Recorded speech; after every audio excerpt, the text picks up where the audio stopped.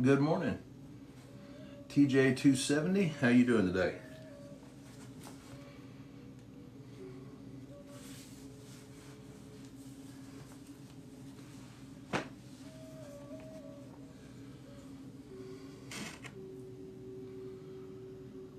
DJ, good morning. How we doing today?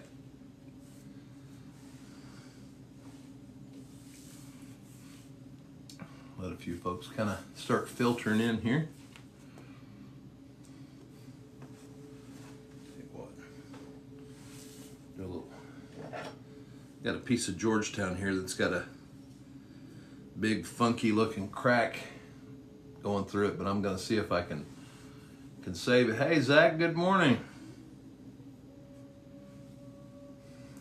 I'm not got a lot of confidence in this to hold together. This came from some stuff that was, I don't know if it's blast fractured or what it is. Hey, good morning, Bob, Rick. How you guys doing? Thank you for the likes.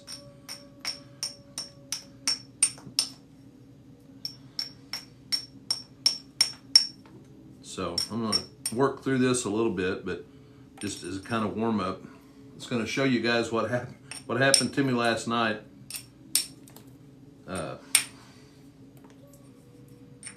If you were in here yesterday, well, we've got a few folks in here. I'll wait so I don't have to retell the story because somebody's going to ask.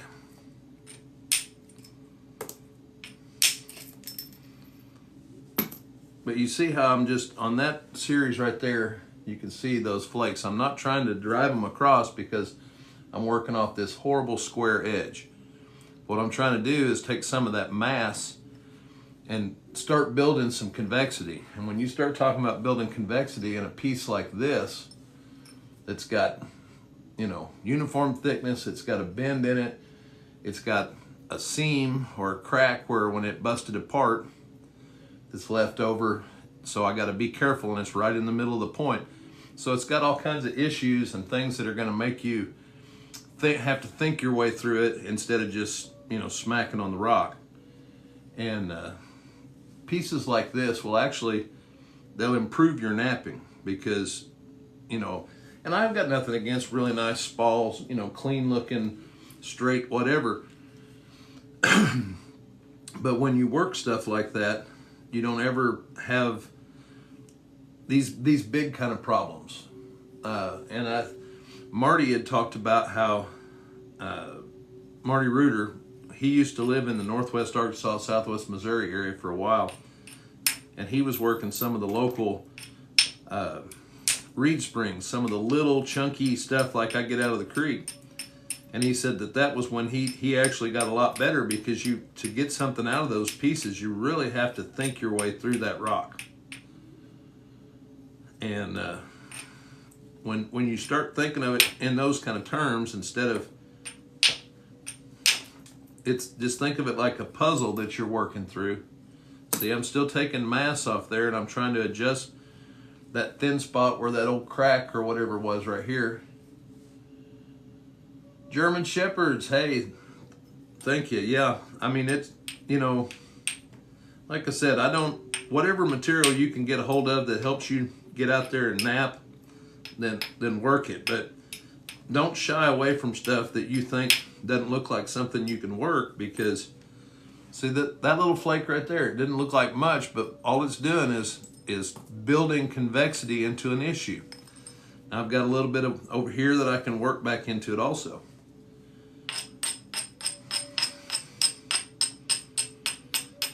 But, because the way I look at all this, guys, and I'm getting ready to share it with the group. Oh, we got a bunch of folks in here now. Is that, like yesterday, and we'll set this aside for a second. Yesterday, you heard me complaining. Those of you, thank you very much, our High Country. I appreciate it. I was in here yesterday working, and I told you that I could feel I've got a thin spot starting to develop in my hand pad, and you can see where it's worn through and getting thin. So I decided last night, I thought, Well, I'll work on that Dalton a little bit, and I'll just add my old soft buffalo hide underneath there as padding until it wears through, and then I'll figure something else out. Anytime you change the support, the type of support, whether it's harder, softer, this made it a little cushier. I learned something from it in a bad way. There was an old guy's name, he went by Swoose Alexander, and he swore by really, really soft support, cradling that point to get the flakes to run. And he would work off of an extremely convex, perfect edge to get this ribbon flaking, and they would go edge to edge a lot of times. Well, last night I was flaking on that Dalton with this new support in there, and it wasn't even a big flake. I just pushed in a little bit and flicked down like that, and it went from one side and it ripped out about 1.25 inches of the other side. It spread out and then completely altered the lines of the point. So it's like I've told you guys before, instead of looking at that as a failure, look at it as, how can I learn something from this? Well, I learned that if I'm squeezing into this softer support, even softer than what I thought, that I'm going to get along a convex surface, I'm really going to be able to run long flakes. But the other thing I learned, and I've told you guys, is don't get rid of, if you have a piece that gets broken before notching, if you're getting ready to notch a piece, practice on a broken preform. Oh, it was Blake, but like I said, it's something that happens. I know that the reason that it happened was because it was such a perfectly convex surface. I had too stout of a platform built. I mean, it wasn't a big, like I said, it wasn't a big flake, but it just hit everything perfectly. The support, that's what I think had the biggest difference on it, was that softer support. So I'm going to have to get used to that, and that's what I was trying to do last night. Anytime you change anything about what you do or your setup, it's going to change. Well, yeah, it does. I mean, if you work with a copper pressure flaker, you've got a favorite pressure flaker that you use. I guarantee you do. If you've got 2 or 3 of them that are identical, there's one of them that just feels like your normal setup. So what I did, I started working that Dalton into a Cumberland style of preform, a thin one, but a Cumberland, so I could set it up to try working on some stuff that I've been working on with my longer flutes. Now, the tip flute failed. Well, I mean, it failed from the tip. Had this not initiated a flute on the top side, I think I could have got an end-to-end flute on that on a Cumberland profile. So I've got the other side too. I mean, I might just set it up for fun and see if I can drive one off there, but anytime that you've got an opportunity to use something that didn't work out the way you wanted it to your benefit, then do so. It's, there's no sense in messing up on a piece or having something happen or it break and throwing it aside and picking up a beautiful piece of rock and doing the same damn thing to it. If you use those setbacks as opportunities to get better, that's what it's all about. If you're not pushing yourself like that, you're just going through rock. You're just going through the rock. So that being said, I'm gonna pick down on this just for fun this morning. This is a point style that I have been trying to learn for a while. So, but that flute was really promising. The Dalton that this thing was going to be was really promising. But those flakes happen. I've told you guys that's how a lot of my stuff ends up as a drill. A lot of the drills that I make for Daltons is because I had a flake go from one side to the other because the convexity is just so hard turned that it just that energy runs right along right along the ridges, and it'll run completely off of the piece. So it happens. But see, I'm gonna attempt to turn that issue or failure, and this is really thin up here, it'll probably break again. I need to set it up a lot stronger on this end. And then we'll get into working something else. I was just curious about if this other side, this profile, because I've been trying to learn to make these. I made one here a ways back, a little short one. And these are just another one of those paleo styles that just really intrigue me. I love the way that these points look. So it's a lot like, you know, I mean, it's a continuation of like the Folsom, the Clovis. You know, this is just an evolution of that style of point. So a lot of your setup flaking, a lot of that stuff is very similar from what I'm learning. Now I haven't made 3 of these. So that's why I say I was really excited with even though the piece messed up last night when I was working with it, I was able to use something from it as a positive.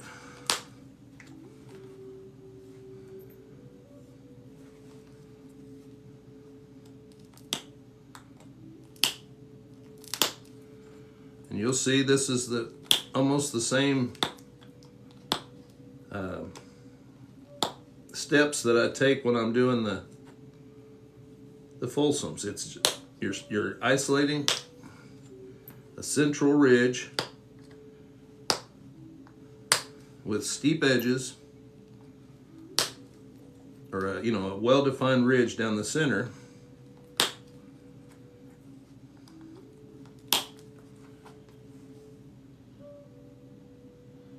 This right here is raw Burlington.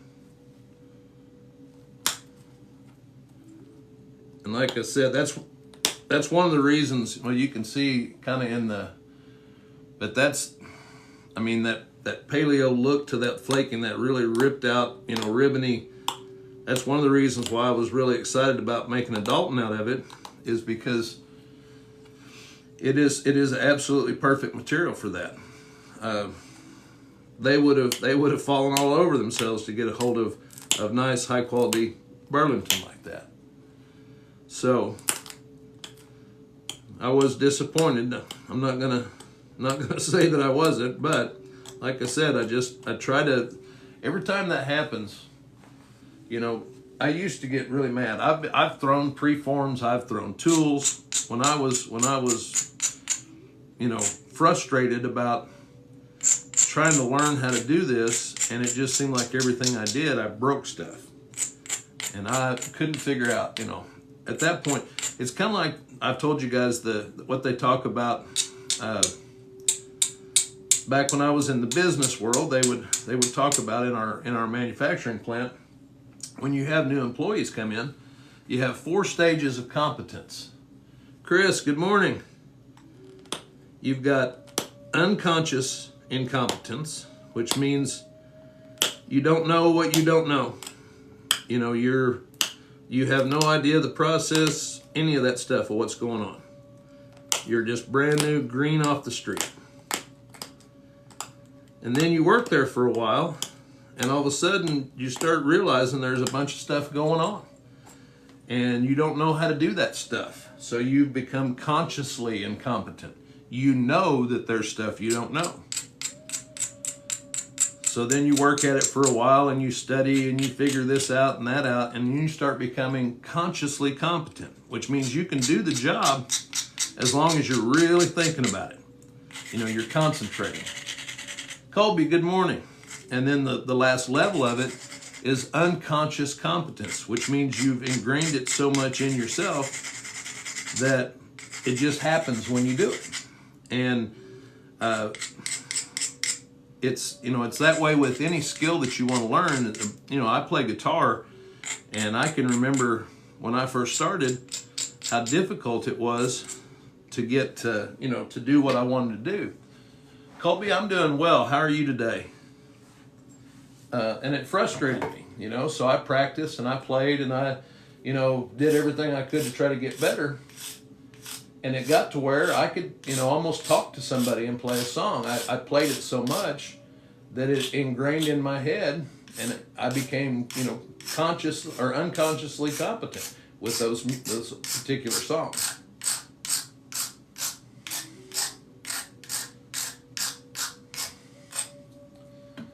Sorry, I'm just doing a little bit of sharpening on that.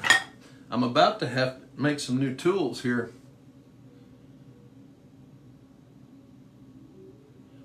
Rick, I could. I could put a hard support underneath it if I wanted something, and I have actually thought about that, but my whole deal is, guys, and if you use them, yeah, me either, Colby. We got a dusting of snow this morning, and my bones are aching. I haven't slept good in like 3 days, so that's, again, the coffee this morning just to be functioning.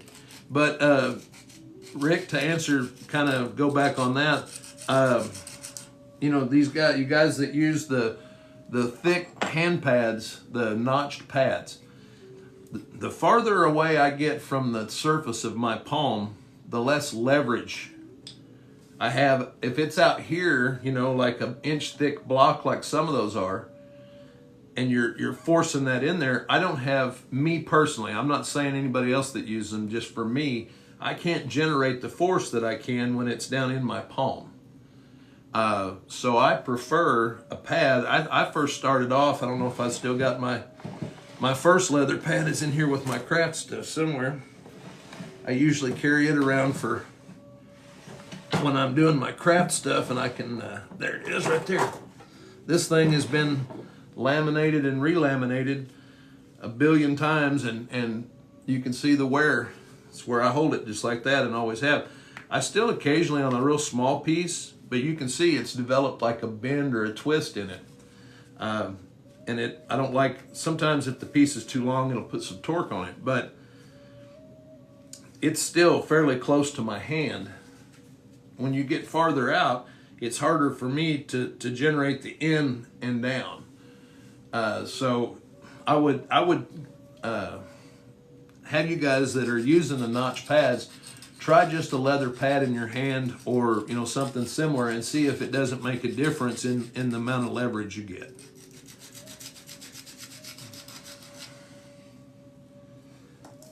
All right. I'm going to set this other side up here.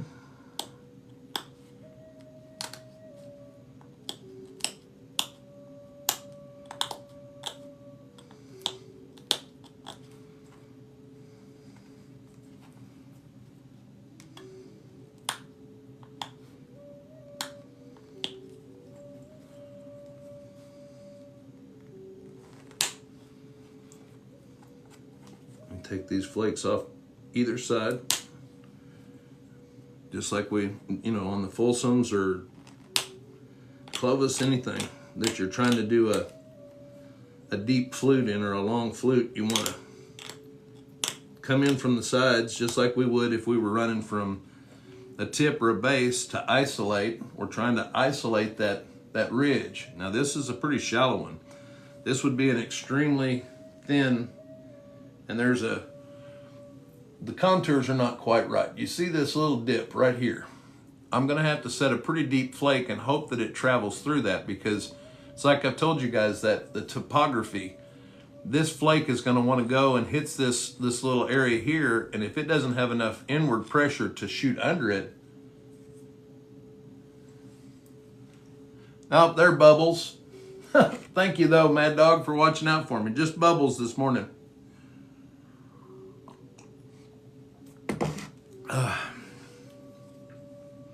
But I think that this will probably fail there. This side for me, I mean, I know it's not, it broke from the tip and it didn't go all the way and it's off and all that, but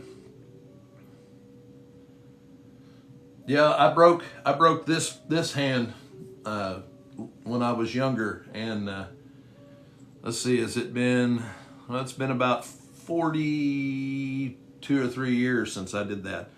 And it's something that I lost this. I'm left-handed dominant, but as a kid, they made me write with my right hand. So I do a lot of stuff right-handed, but my strong hand is my left. And that's why I like, when I get, down in contact with that hand, I'm able to put a lot of force this way instead of it being out and trying to pull it off there. So I'm able to compound those energies or those forces a little bit better for me. Now, like I said, there's different guys do it different ways and all that, but well, and that's what it's all about though, Rick. I mean, when you look at it, what you just said is you're going to take an idea that you've heard from me, that I took from somebody, and I modified it to make it work for me. That's how every one of these different point styles that we all love to make, that's how they came about. They were working with a material that was a little harder to work, or a little easier to work, or a little more brittle, or a little more something. And the old way of making the tool didn't fit the material that they were using or the job that they needed it for. So, you can see it happen in the record. If you look at what they consider to be the transitional paleo, I go back to the Dalton culture a lot, but you can see them start developing those little barbs, those little notches at the end. You can see that from the older early Daltons looked a lot like Clovis and a lot of the other stuff, as far as the style, the flaking, the base, hafting area, all of that stuff.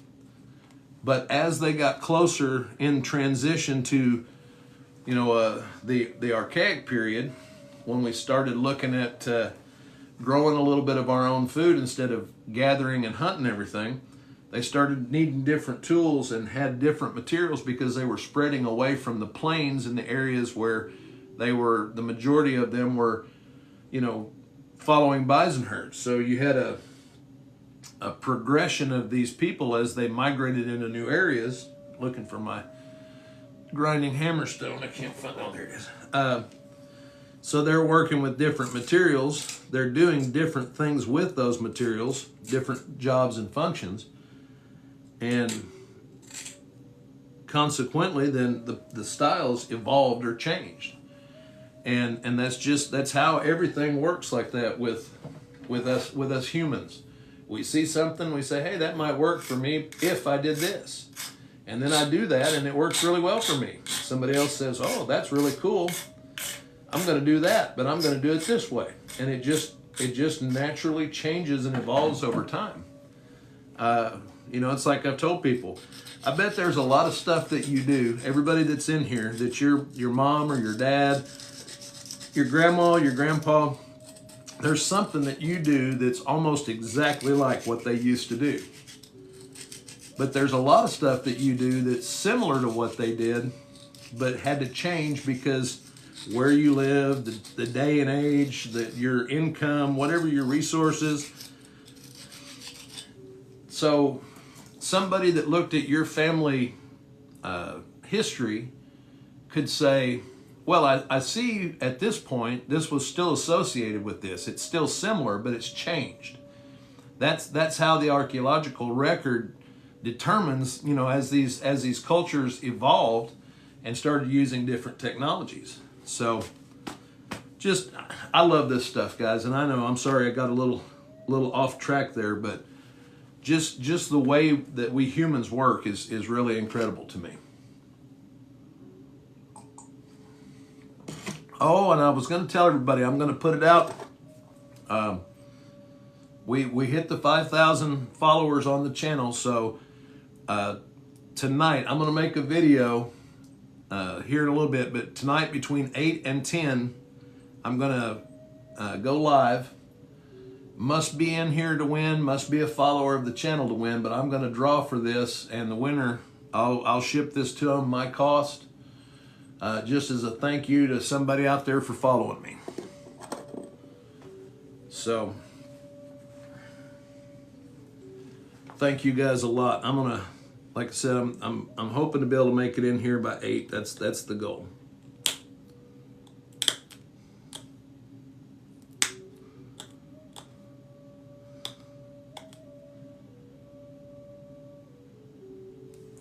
Are you talking about that one that I just held up? Ghost Bishop? This one? If so, this is a bit big for what I would want to throw as an atlatl. That would, for me, be either a thrusting spear or a knife.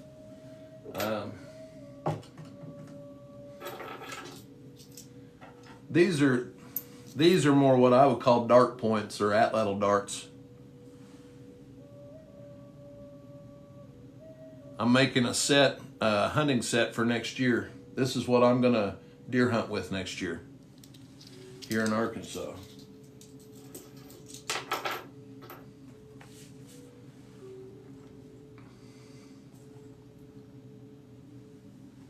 Yeah, with an atlatl, if you've got a point that big on the end of it, your trajectory is not gonna go well.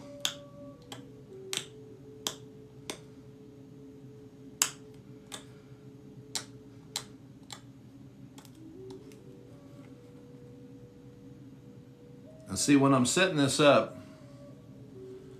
Sylvester, well, I do sell some of my work. If you go right up here to my profile, I've got a link on my profile to where you can go see my work that I have that's for sale.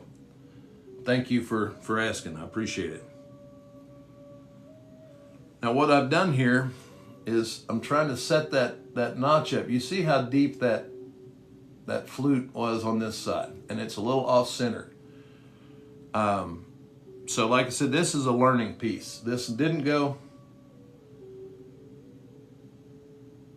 Headley, the ones that are hand size, they could be any number of things. They could be a chopper, they could be a bone crusher, they could just be a tool that's getting ready to be made. I've got this thing is just creek tumbled. But this is what I would call a quarry blank. This is an artifact that was found in the creek, just like it is. I'm seeing a few little seams that came out, looks like in some of the later flakes, and that may have been why it was dropped, because it was of... oh, absolutely, Matt. Well, I mean, we're all sitting here, so our ancestors more than likely took them with that at some point. That was the main technology on the earth. So yeah, but you could take a woolly mammoth and they found atlatl, or what they believe to be atlatl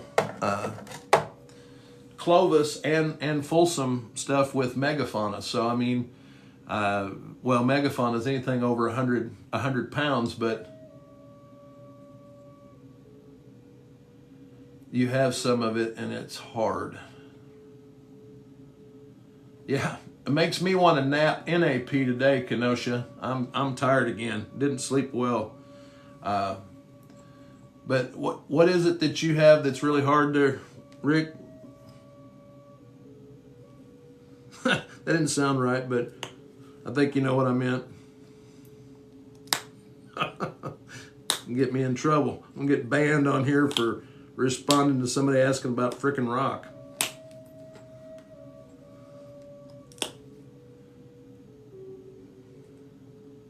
Oh yeah, they're what people don't realize is, as far as the force of an atlatl, I think it was Cortez when he got into Mexico, and they were coming up against the indigenous people. Matt, they've been, I mean, realistically, hunting wise, 25 or 30 yards, it would be a... There you go. Ghost Bishop is saying right there, he's taking deer, hogs, fish, and small game. That's another one that's on my list. Ghost Bishop is this spring, when our local grass carp start coming up shallow. I'm wanting to do I've got a little GoPro that's a waterproof case and all that, and I'd like to do an atlatl a hunt of some try to spear a few carp and then do like a catch and cook, all primitive, because since they're a rough fish, there's, the regulations on it is a lot less strict than it is on the other stuff. But yeah, it's similar to I don't know if you hunt with this stuff, you know who Ryan Gill is. And if you've seen his fish hunting videos with the atlatls and the alligator hunt and all that stuff,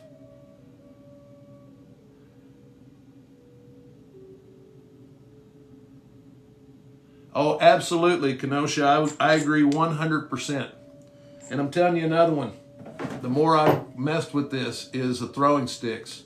Rabbit sticks, freaking incredible.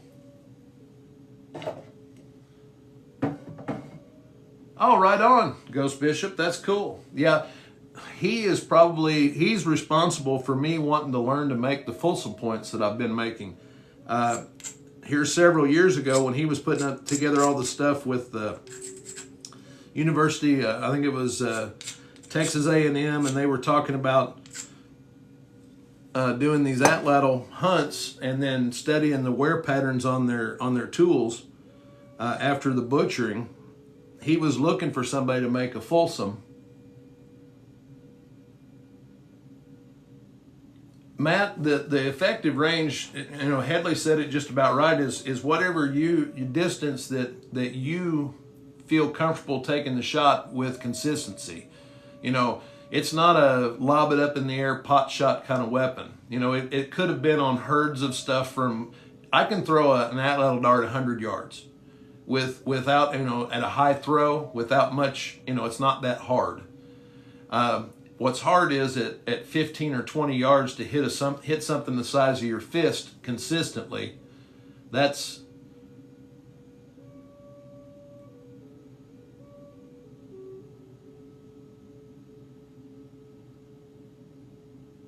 well, Ghost Bishop. That's what this is the first one. We're going to work on this to some more tonight.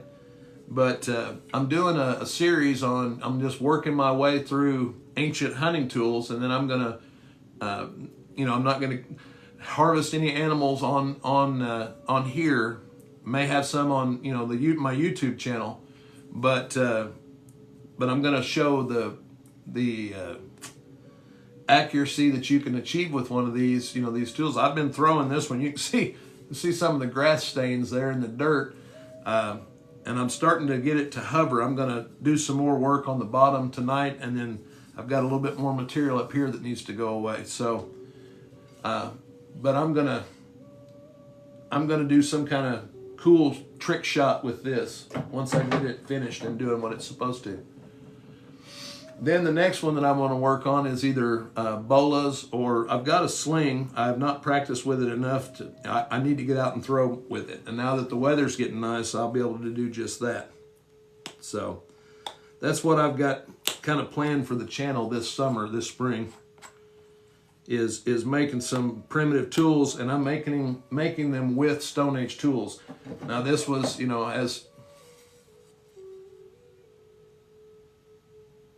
Yep, that's what I'm saying, Ghost Bishop. 15, 20 yards, that's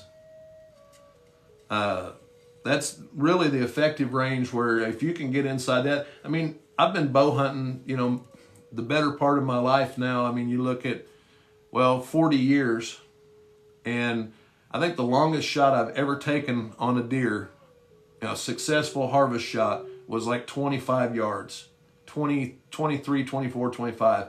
Not, there's so much of this stuff, guys, in my opinion, and I'm a new age Neanderthal. I like the old stuff. I'm trying to reinvent the wheel daily here, but, I feel like the fist pumping, shooting from 300 yards with some kind of Weatherby Magnum at an unsuspecting animal that doesn't even know that you're in the county, and then you get all this woohoo like I did something, it gets lost on me.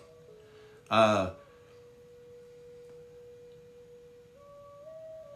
Headley, that's what I'm saying. You get into places where, and I don't mean this to sound, you guys, I don't try to force my theory or my way of thinking on a lot of people. This is my opinion, but I've shot deer with a rifle. I've shot nice deer with a rifle that never knew I was in the area.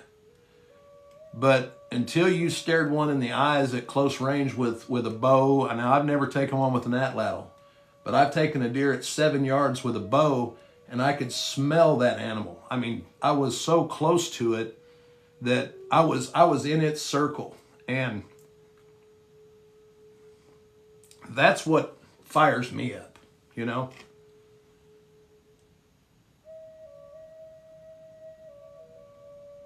Oh yeah, they hunt them with knives up here too, Kenosha.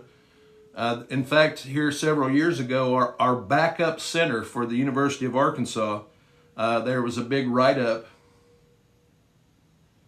Yep, me too, Ghost Bishop. That's where it gets real, you know? And to me, that's a fist pump. When I could almost touch the animal with my weapon, that's a fist pump. You know, corn pile feeders on Senderos in a air-conditioned deal with a 350-yard shooting Magnum rifle. I kind of feel like, you know, and I'm not downing, you know, because I know some people enjoy hunting that way. I just don't get the same wow out of that.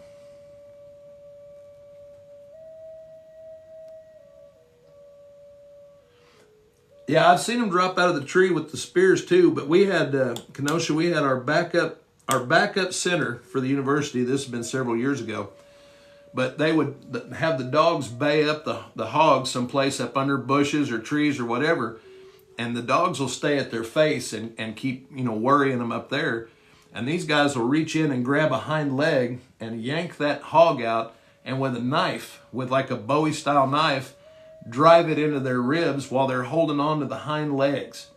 And I was just like, you know, that song that you hear, that dumb ways to die. Every time I see somebody pull some shit like stuff like that, I'm just like, wow. You really, I mean,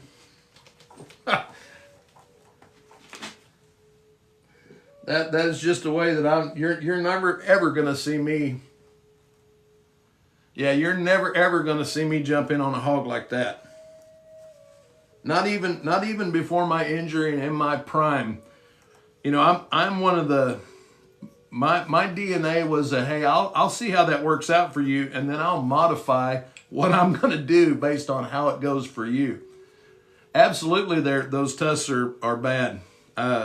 Kenosha, we've got, in the area that I live now, I'm northwest Arkansas, but within about a 30-minute drive of my house, we're starting to get encroachment of the wild pigs. Now, years ago, you know, the namesake of the university is the razorback, and those are descendants of wild pigs, but also of Russian boars.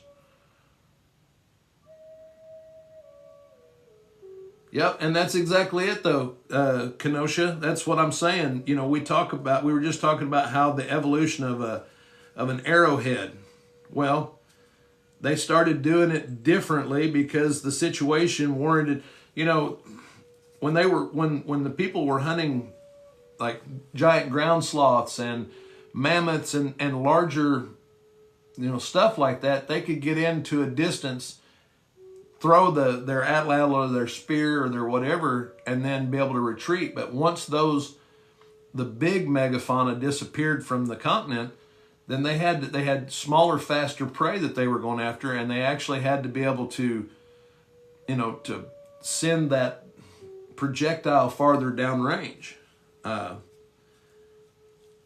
You know, the bow and arrow, I don't know what the exact numbers, a lot of the archaeologists don't know what the exact numbers, but it's not been in use on this continent for, you know, 1,000 years or a little bit more, somewhere in there, depending.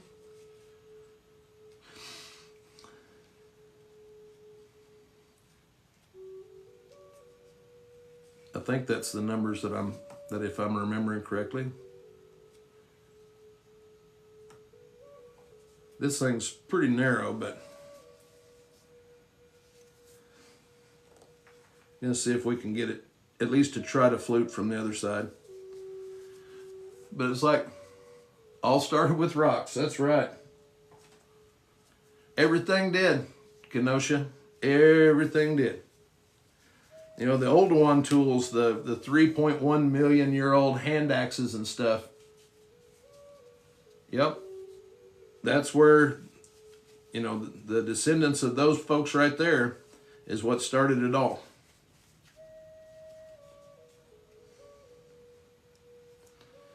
All right.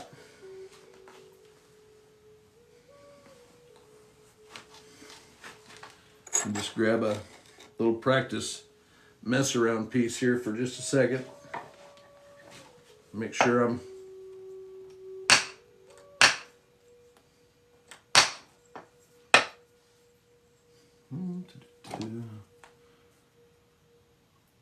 Yep. That's exactly right, Headley. There's a lot of, you know, there's been a group of archaeologists saying for years, you know, that they felt that the people have been here longer than the 12 or 13 years. You know, the whole idea that the Clovis Point and that culture was the first culture here. There's been a lot of archaeologists that were arguing against that, but they just didn't have definitive proof. Well, when you have, you know, actual footprints, it's a little hard to deny the presence of those folks at that point. So I think it's incredible. I really do. The whole Bering Land Bridge hypothesis that they have, I'm sure that people did travel down that, but I know that they were going on the coastline or in some kind of a water vessel way before then. They've got sites down in South America, Central America, and Mexico that are being documented that are older than some of the sites that they're claiming here in the United States or in North America. Then with White Sands, you know, that brings it closer, but there's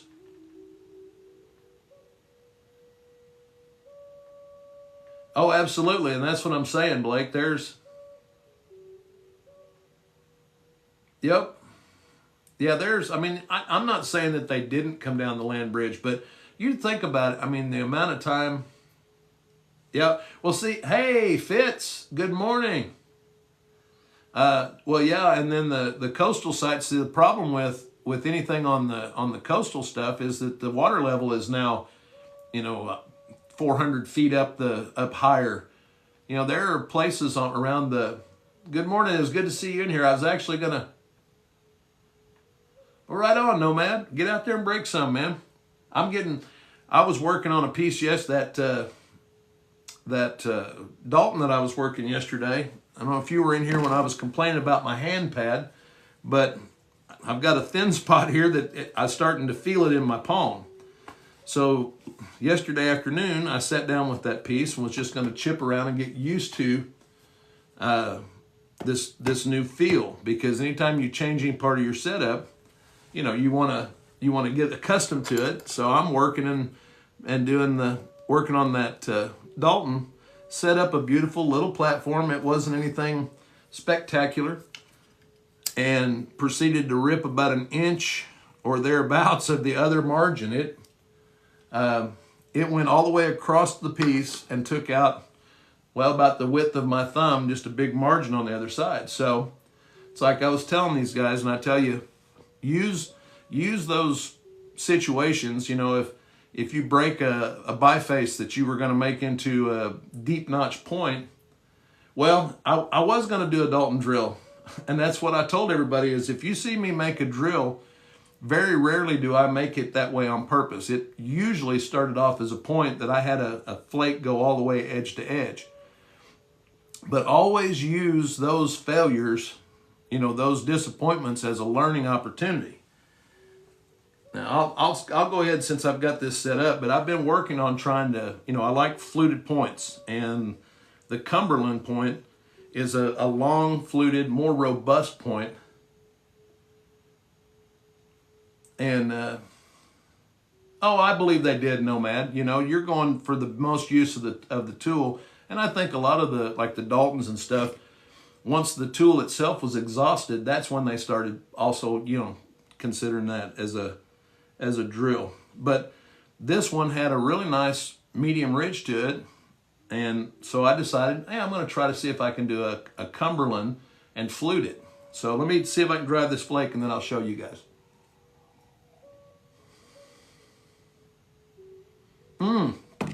I use this story all the time, Kenosha. That's a great segue into the... Hey, Jacoby, how you doing? I had a friend of mine, and I've told the story, but he liked to fish, but was new to fishing. And we were working down a bank, and he's throwing his bait in every freaking tree, and then he, yanking on it, and it get all hung up, and we're going in on the bank. And he told me, he said, Aaron, you throw it in the tree sometimes too, but you don't get hung up. And he said, why is that? And I explained to him several times how to get that bait swinging. When it's swinging away, just flick your wrist, and that bait will come off there, Get it about 6 inches below the limb.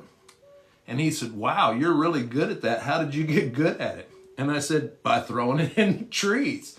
You're going to fail so much learning to get good at something that you have to embrace the failure, because if you resist it or resent it, like I said, I used to throw tools. I've thrown broken pieces. I've gone just completely all out of sorts over breaking a rock.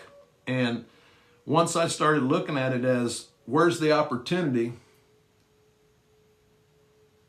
Isaac, that is probably the second most asked question on this channel, and I have yet, if I find one, I'll do a photo just so you guys can see, but I have yet to have one that I'm aware of end up in my coffee. All right, let's see if we can get this thing to go. And then I'll show you, Nomad, the...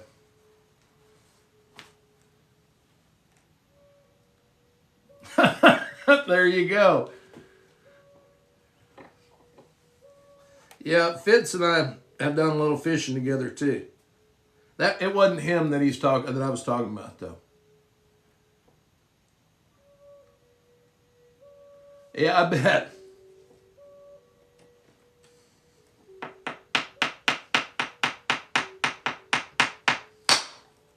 It broke. I saw the base wiggle. And I hit that pretty hard, but I was trying to drive it off of a not perfect setup. I'll try to hold as much of it together to show you what the first side looked like anyway.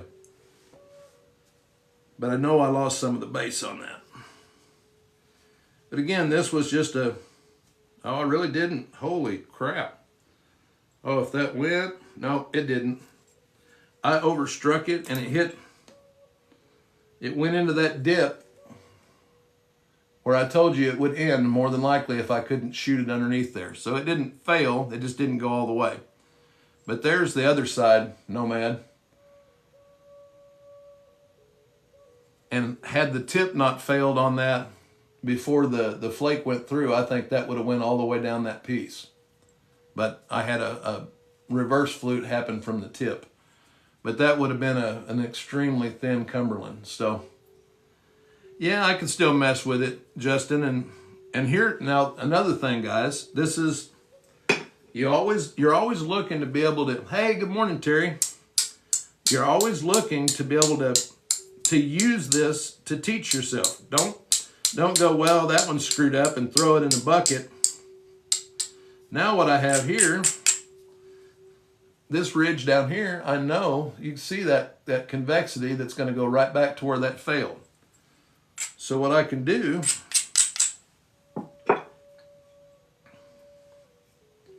where's this at? I'll show you.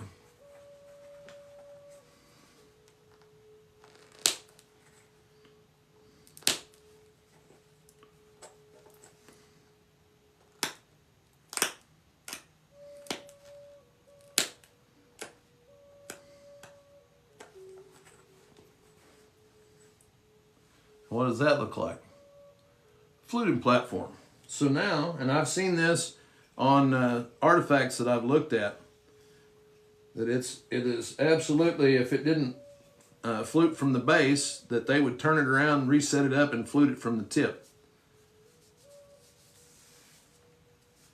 I'm not going to put as much time into setting it up, but there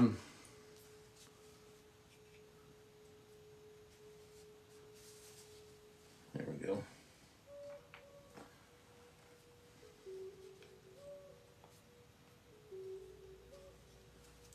This one needs a little wrap underneath it to kind of help support it here. That's the thing on this is you don't want it to dip down. You don't want it to recoil from that strike before you're able to get enough energy into it to travel to the support.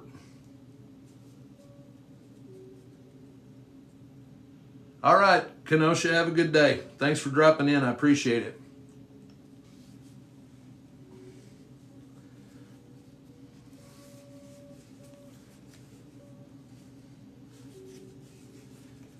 All right.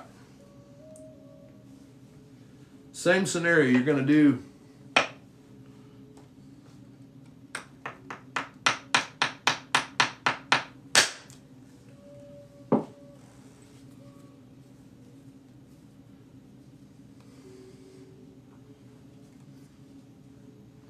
see what it did.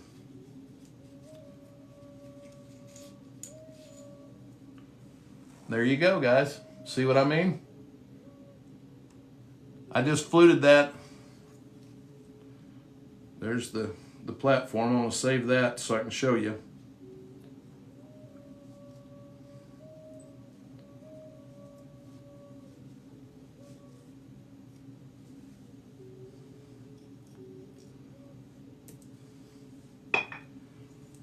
Where that little seam is, right? You can see right here. I came from this side.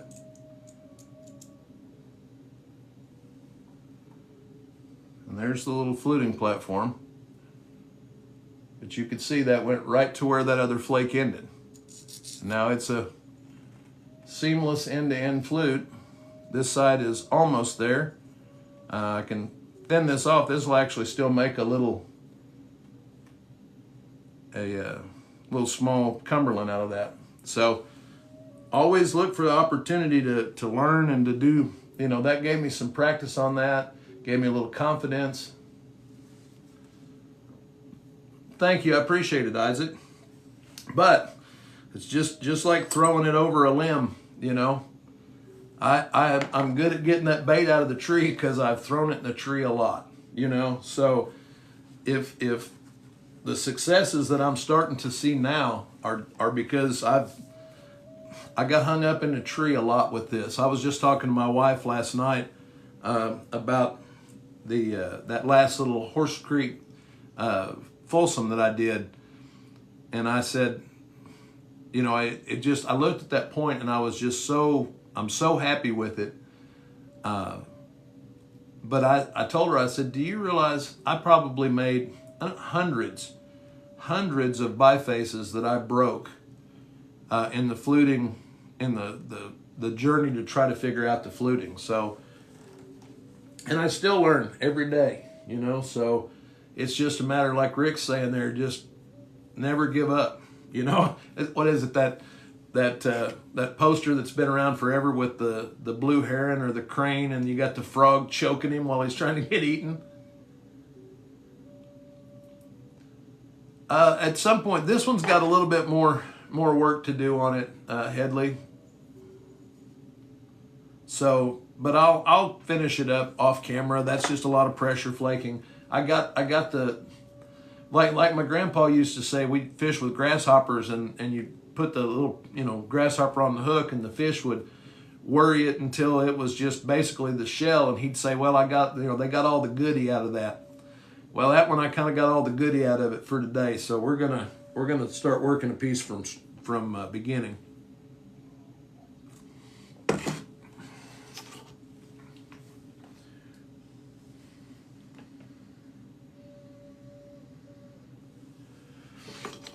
All right.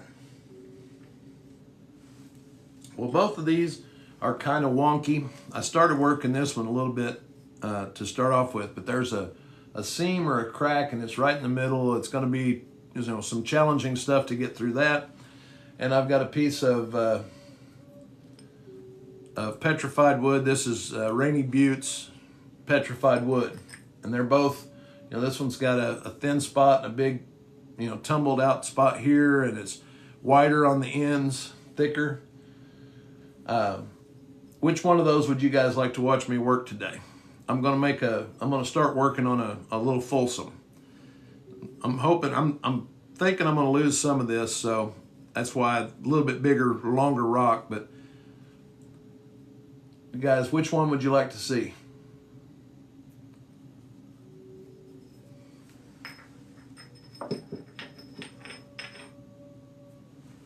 Petrified wood. I got a petrified wood. Anybody? Anybody else? Doesn't matter. All right. Both of them. Well,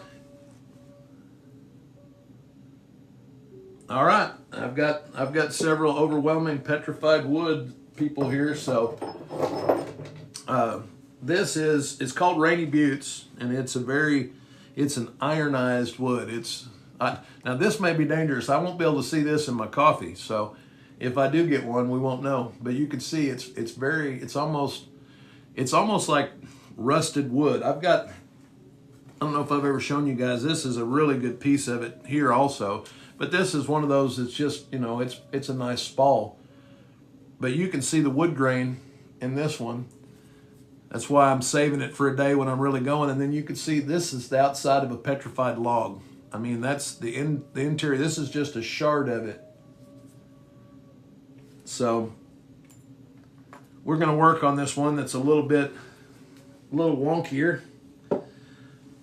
So what we're going to do is take this weight off these ends, and so we can even it up with this center. You don't want it to be heavier on the ends or it's going to break. Now this one I'm not certain that it won't as we're trying to do that, but we'll give it a shot. Let's see here. Trying to find try this hammerstone here. I like a real grabby hammerstone with this material. This is a fairly soft hammerstone. It's going to wear down pretty quick, but I got this buddy of mine that gave me some material, also let me pick through. He's picked this up on a river somewhere when he was collecting rock. So it'll wear down, but as it does, it'll get morphed into several tools, I'm sure, because I like the texture of it. See, we're just trying to see how I kind of evened into that spot there. It's still a little bit heavier down here.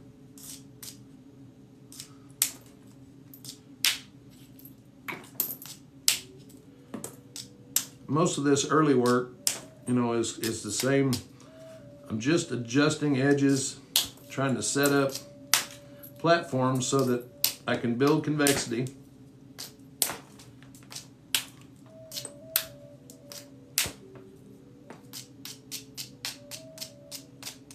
Good morning, hon. How are you doing? Wife just joined the live here.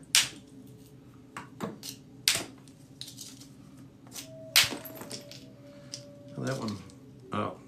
Okay, you know how I show you guys, whenever there's that, see that black, that's where minerals have leached into a seam. There's some kind of a crack in that there that, there's the rest of it. You can see how that stuff leached in around that. It's okay, we didn't really lose a whole lot of length. Yet I did lose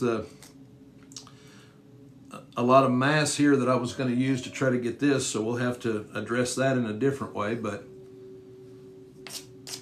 not too much of a setback there.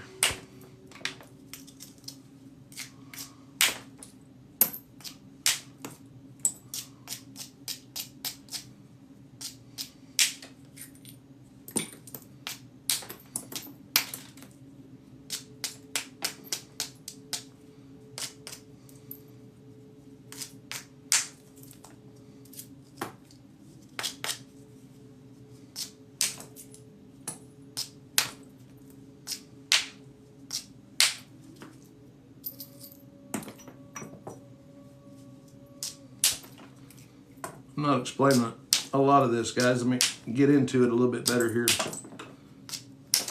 I'm just trying to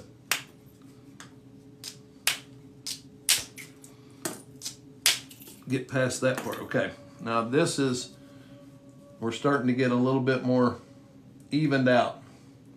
Still got a low spot here, dips down over here on this side, so we're going to lose a little bit of that material. That's why I knew this wasn't going to make a really big point, because of the way that it was shaped. But again, we work whatever we can and get the best we can out of it. So yep, that hammerstone's soft. It's breaking right there.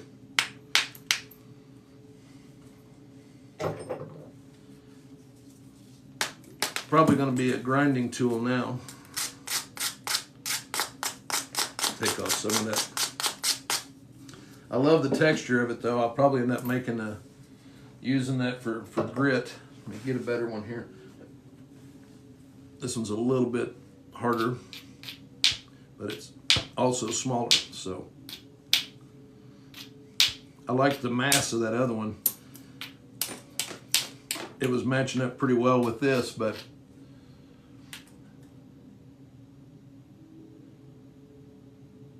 yeah, this stuff does look kind of like leather or chocolate. It's nuts, and it's really cool, and I mean, it's got a neat consistency to it. It's almost soft. I mean, if a stone, I've heard people, you know, use that term for like opal and some rocks. Well, this stuff does. It's got like just a really buttery texture. I love working with it, but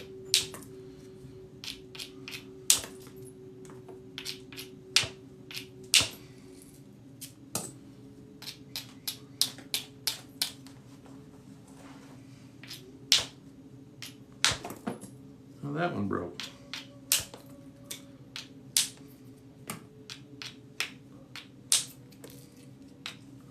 All right, so now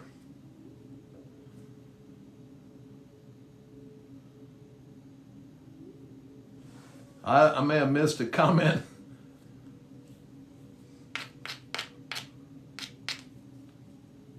But thank you, hon.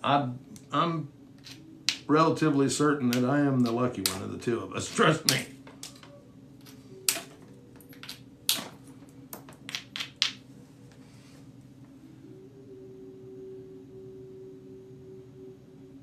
Well, Rick, thank you. I appreciate that.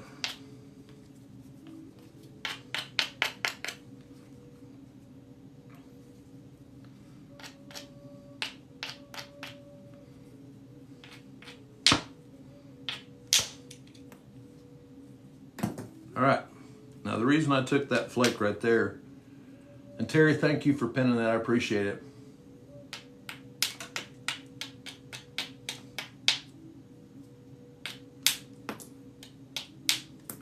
I was trying to give myself an angle so we can kind of get, you can see that little spot right there. And I'm trying to line that up with this area of mass here.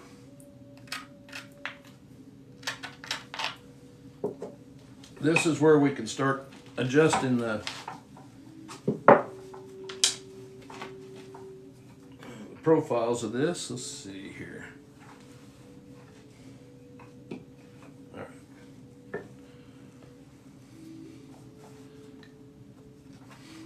Humble like David Ortiz. That's more like it fits.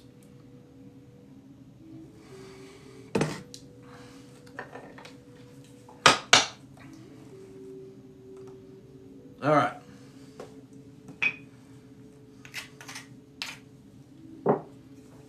See that? Now we've got a little bit of a dip right here in the center of that, right there. I'm going to try to throw this underneath that at an angle. There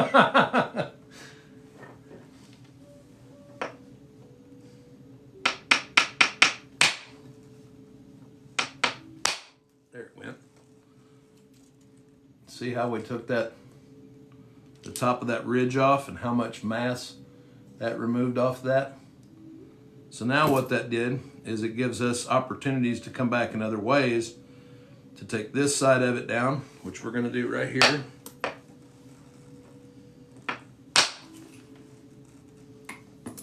It's the same thing. I'm trying to get to the back side of that platform.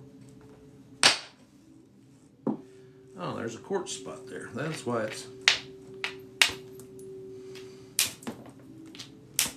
Get rid of that, and it'll be all right.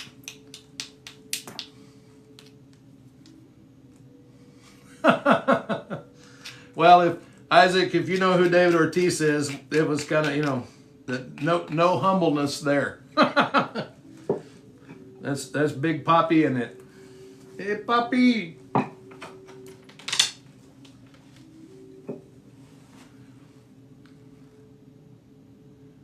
Yeah. Yeah, that is one word that has never been used to describe David Ortiz. All right, and again, what we're doing was setting up for this ridge here. See how that took that whole top of that ridge off? That actually might make a little point if I want to mess around with it. So now we've got more of a quarry blank. We've got a, you know, a little bit more lens shape. We've still got some issues right here, and we've got this low spot. So that point is going to lay in this thing about like that. So this needs to come off. This needs to come off that way. That's how you determine where that's sitting, you know, where you're going to get the nicest point or material. So this is going to go away. So that way you're not removing stuff that you need to leave alone. You know, because a lot of times if you get a really wonky piece like this, at some places in that, you're going to be really close to your finished thickness or profile. So you have to go really careful in those areas, or you'll end up adjusting yourself out of the point. So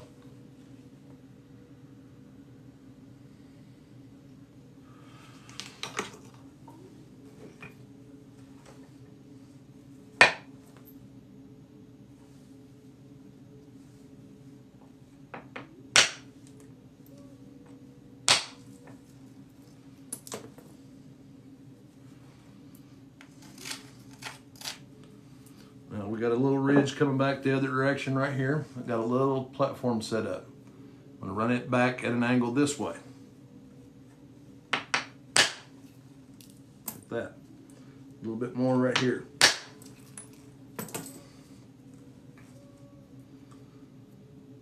Since this, my point is like this stuff here needs to come off. So, and that. No, that needs to stay. I want to get confused here on what I'm trying to look it all over. Yeah, okay.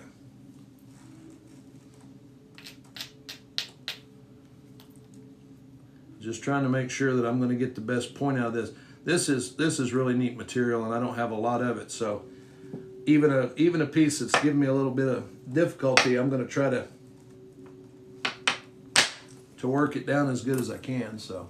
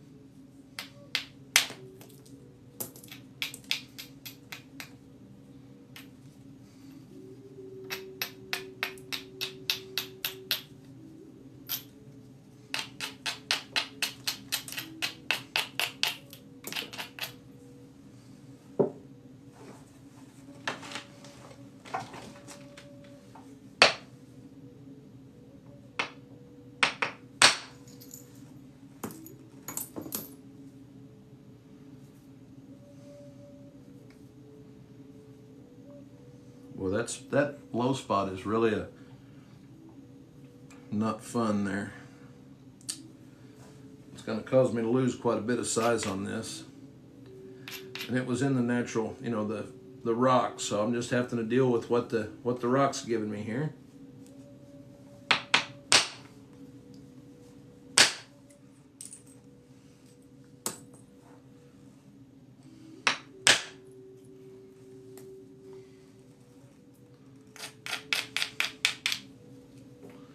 And this one I'm going to try to get this to kind of curl over and start creeping into this low spot right here.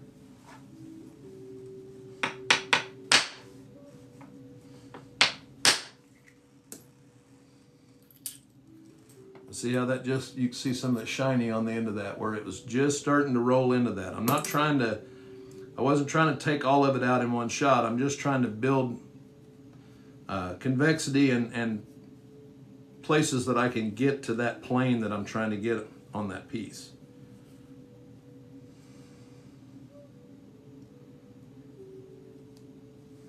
And this one, this is a challenging rock. I mean, I like the puzzles, don't get me wrong, but to try to work through it is pretty challenging.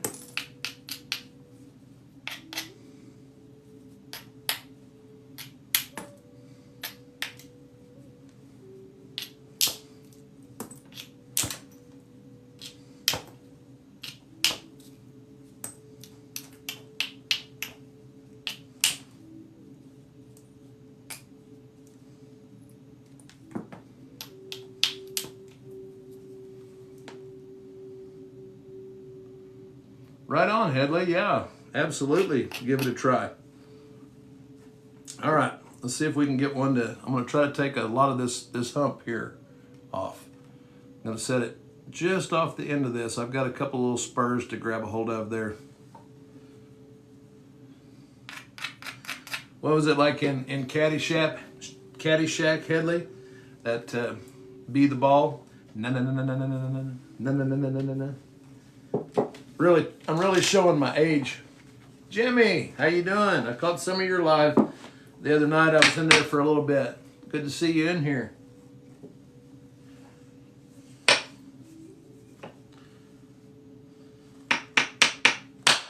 I hit too hard. It was better. See how that went over the top of that little ridge there? I was really wanting a little bit more out of that flake, but the first one I hit it a little hard, I think. We might get some more of it right here.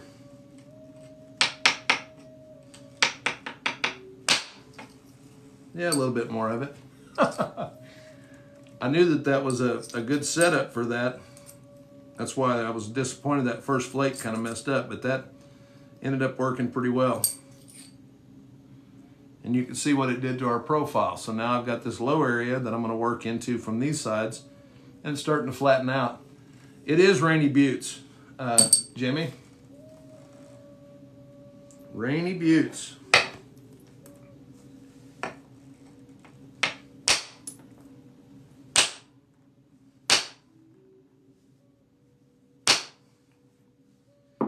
going to break it if I keep hitting it like that.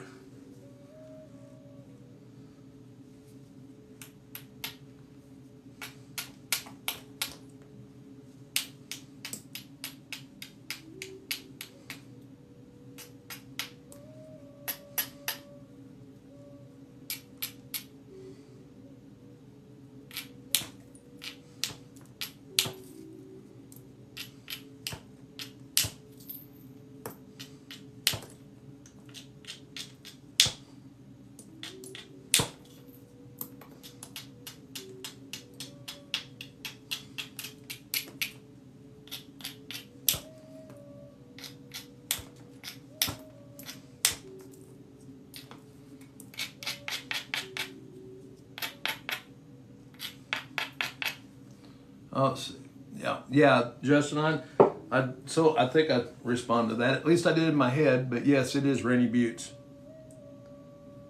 Thank you though for pinning that.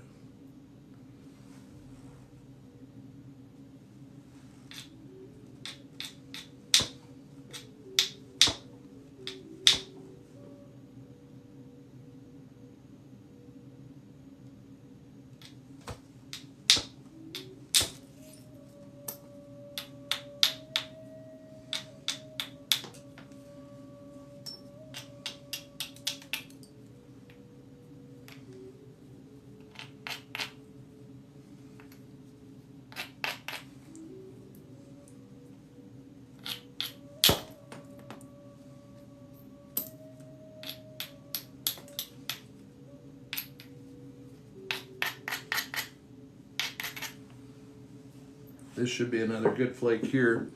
Coming off the side of this, you see that big divot that I'm trying to work around. This one here, and this one, that's what I'm working that direction for. Now this should be a good removal right here.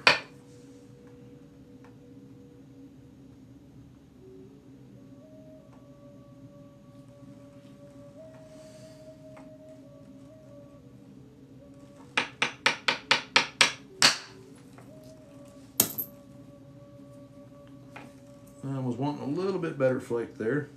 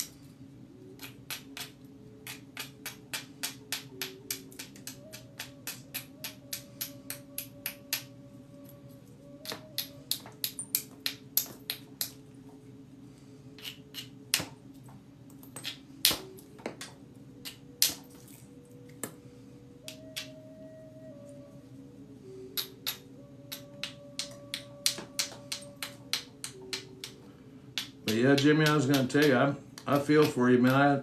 You were telling about your injuries and some of your operations and surgeries and procedures and all that.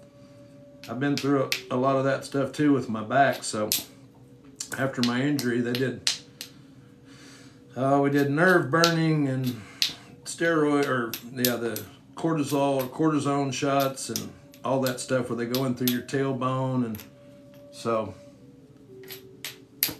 I know what it's like to love to do something that makes you hurt doing it.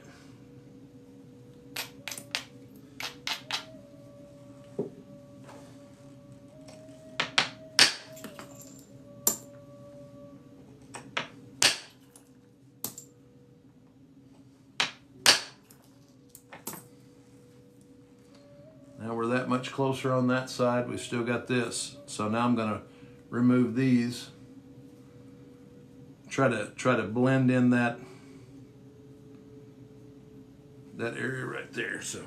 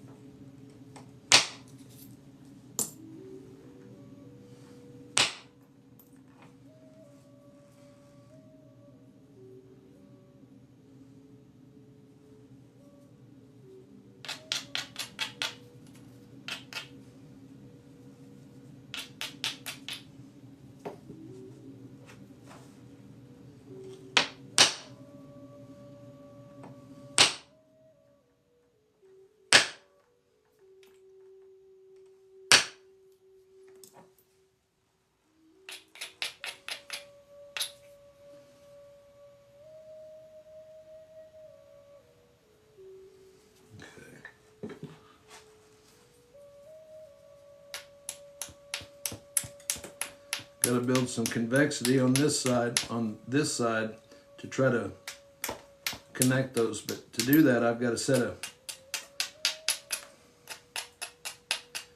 a platform this way, take some steep flakes to give me the angle to come back.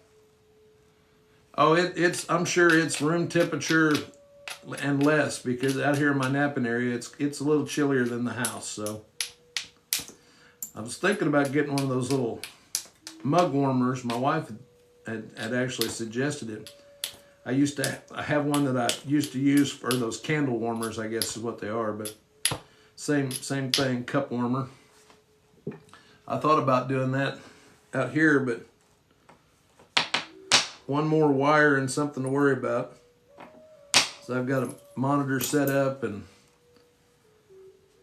light bar and phone stand and CD player and all that stuff out here. So,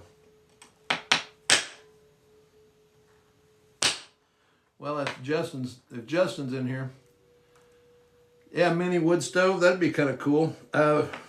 When the wife and I build our new house, I'm actually going to do like a little barn or a little napping shack that's going to be, well, for all my stuff. So that's a little bit.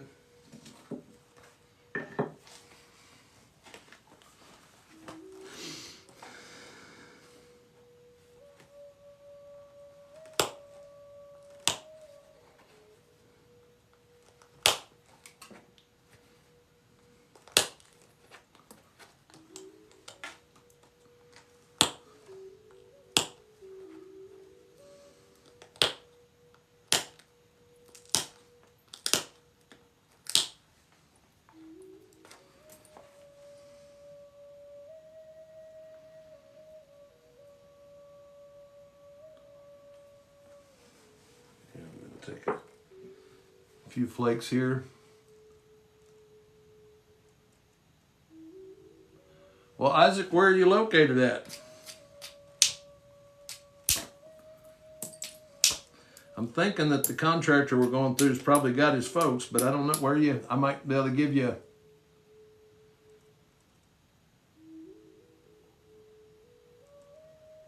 New England, yeah. Well, it'd be a pretty good drive for you, but I appreciate the offer. I'm in Northwest Arkansas. I didn't know if you knew the area that I was from, so. All right, I'm trying not to make this too thin in the center, but I've got a good platform here to be able to remove some material from.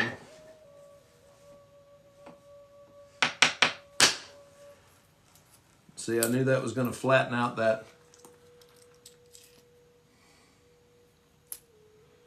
See how we're starting to get it flat? I got one spot right here that I'll work into, and I'll do that here in a little bit, but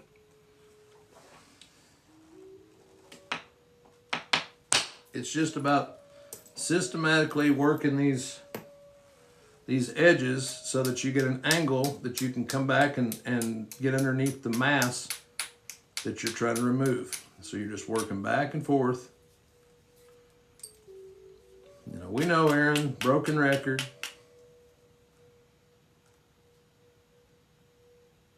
Right on, I appreciate it. Yeah, it was twisted. It's getting close. We've still got, you know, this. I don't like that because I'm still trying to get it thinner on the ends than in the center. So there's still a chance that it'll break right there. But it's getting lesser. The more that I get off there, the less chance we have of breaking it. So.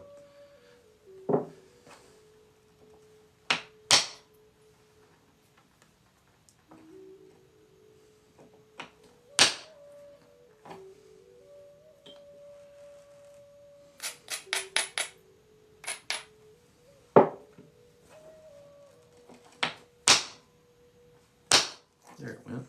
I didn't want a really big flake there. I just needed something to adjust that tip just a little. Same thing here. These are going to be fairly sharp downward flakes. Just building convexity and giving me the angle to get back on this other side. If I try to remove too much, Isaac, thank you for the follow. I appreciate it. As a side note, guys, I'm doing the follower giveaway tonight on the Wednesday Night Live. I'm going to draw, well, it'll be a number selection for anybody that's a follower that's present tonight between 8 and 10. I'm probably going to do the giveaway at 8 o'clock. Also, if I don't hear back from the winner of the subscriber giveaway, I'm going to redraw for that tonight if I haven't heard back from him. We've got a TV glass double, you know, it's a Folsom piece of, it's a beer bottle Dalton. You can see the flaking on that. And then there's a toilet tank Dalton drill. And I'm going to ship those off to the winner of that is that green. Which one is it green? Are you talking about this one here? This is kind of that smoke color. It's TV glass that we worked all those live on camera. So the winner of the subscriber drawing, if they don't get back with me before the end of this live today, then tonight I'm going to redraw for those from my active subscribers. So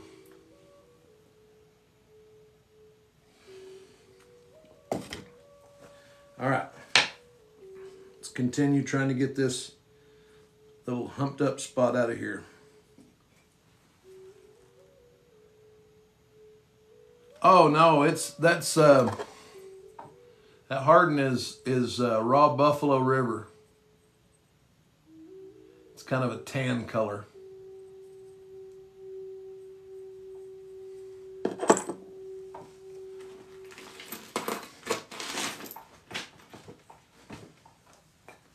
All right. Let's see if we can work on this just a little. See, I've got an area here. You can see that's kind of an isolated. You can see the rust on my hands from this stuff. It's a little bit of a mess to work with, but I want to try to set up to come and get this side off first and blend into that before I take anything else to thin that center. You can see I'm getting narrow at the base, or thin at the base and the tip with the more mass in the center, but I've still got a low spot and it's kind of sharp right there. Anytime that you have that, you increase the chance of it breaking there. So once I get this mass off either side of that low spot, then we'll be able to start really looking at the profiles and stuff. Right now I'm just trying to get through a problem spot in the rock. So set this up this way.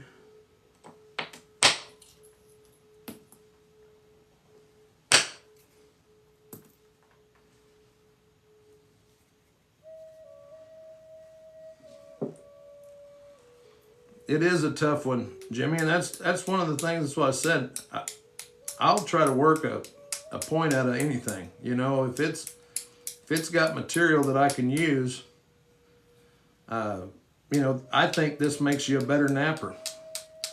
You know, and like I said, I got nothing against working nice, you know, beautiful spalls and whatever, but if you have to work through, you know, issues and cracks and seams and low spots and, you know, all that kind of stuff, I think it improves the way that you know, your problem solving.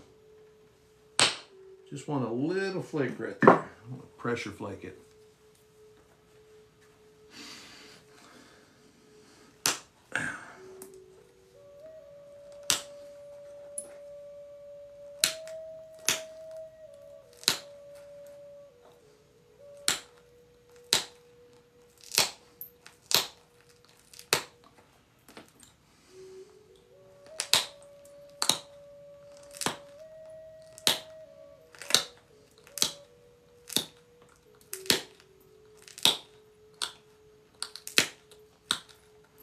See, I just turning that edge hard this way.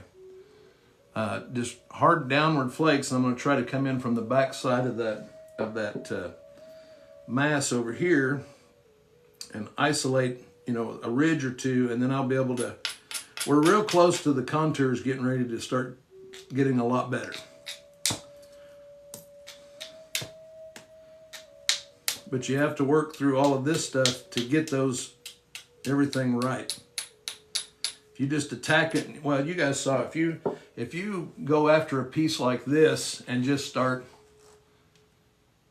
yeah, there you go, Jimmy, then you definitely have worked some cracked up crystal forming pocket tough stuff. So yeah.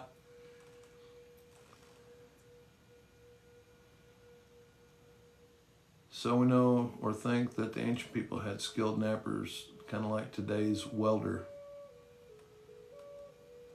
Bowskin, I am. I actually have a few of them already uploaded, and right now my storage is full on one of my deals where I'm trying to keep up, but we're going to be uploading every live every morning to my YouTube channel, and It is the same name as this, New Age Neanderthal. If you search me up, you'll find me. I've got, I don't know, 40 little videos and some stuff on there, some couple of Clovis videos. So yeah, if you want to check it out. But I am in the process of getting all of this. Every one of these lives at some point is going to be on a playlist. Starting late March is when we're backlogged right now, but trying to get it all loaded up. So, but thank you. Yeah, that's, guys, anybody that if you like this kind of stuff, Headley, I think that just like any culture, there were probably specialized nappers or people, but I think everybody did it. I think everybody knew how to, because it was a skill that, you know, even taking a flake off is a knife.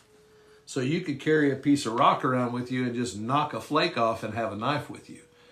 And, you know, that's what I believe started, you know, flint napping, is they would take a flake off that was sharp and they'd use it and discard it, and they'd carry that core around.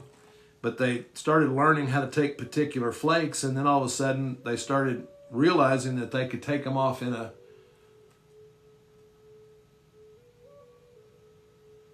Well, thank you, Blake. Yeah, it's there's a lot. I mean, you know, I make 10 or 12 hours of content a week to try to get that uploaded. The times it takes a while. Out here where I live, doing everything off Wi-Fi, when I'm trying to upload to the deal that we're using, it takes me 30 minutes.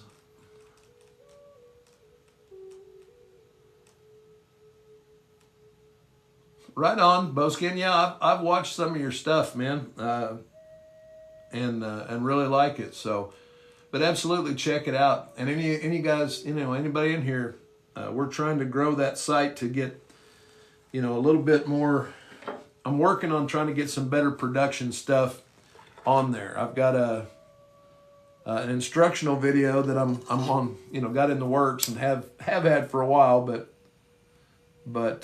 once we get that one done, it's going to be a really cool one. So,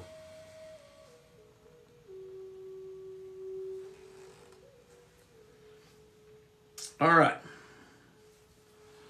You see, we've got a lowered platform to this here, and we've got a lowered platform on this side for this area.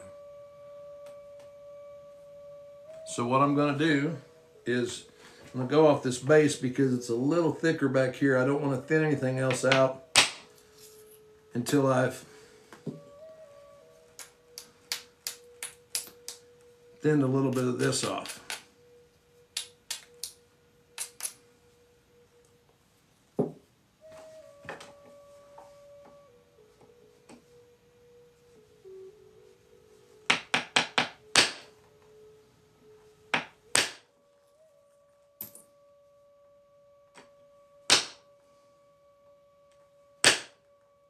Come on.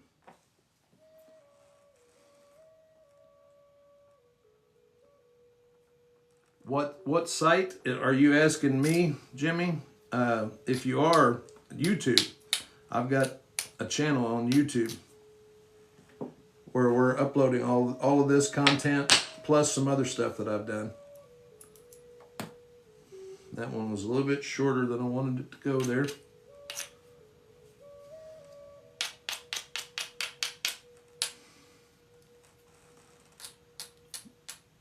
Yeah, right on. Yeah, it's on YouTube, and actually there's a link in my profile right up here. If you go to my profile page, and it'll say, you know, there's a picture and it's got all that stuff, but it'll say 3 other links or something like that. And all of my social media and my YouTube are all linked on that. All right.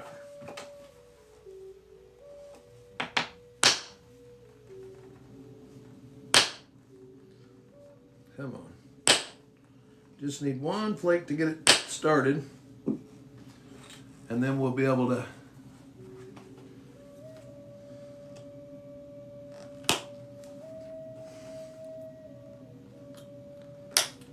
kind of overground it a little bit there. I got to sneak back up to it.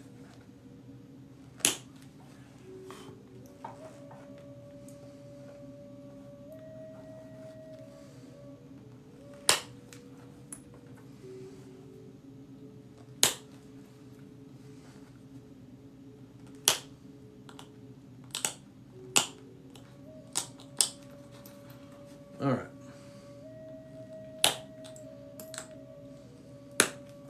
That should work a little better. I had the platform too beefy, too set up, so when I just blew that one up.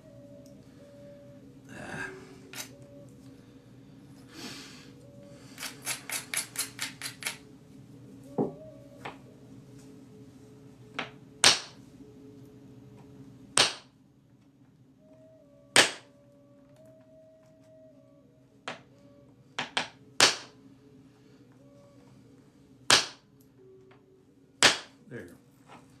Just trying to catch this little spur of a platform on there to try to work that into that deal, and not trying to overstrike it because I don't want to end up rolling this into that spot there. So just kind of babying this along.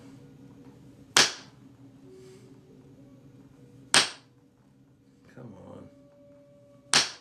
Just, I know it looks like I'm hitting this and nothing's happening, but I've got these little tiny spots that I'm just trying to grab that edge just enough to get like that. See how that little flake just kind of curled up over the edge of that? I'm not trying to adjust big edges. I'm just trying to give myself the angle that I need to get underneath.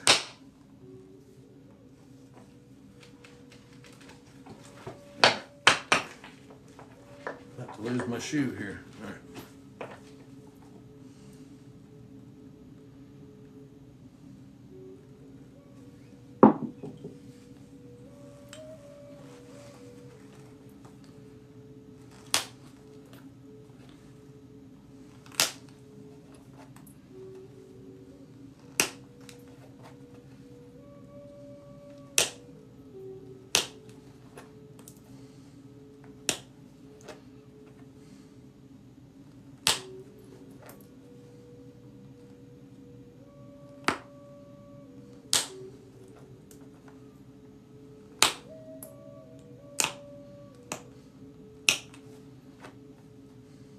All right.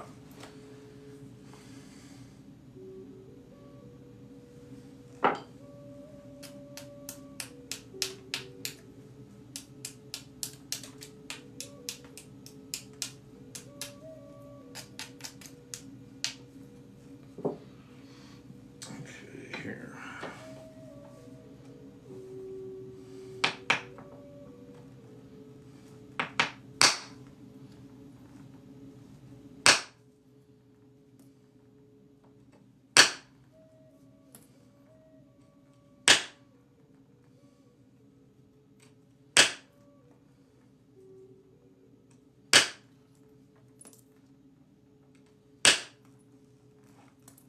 Okay, we've still got a little bit of it left right here.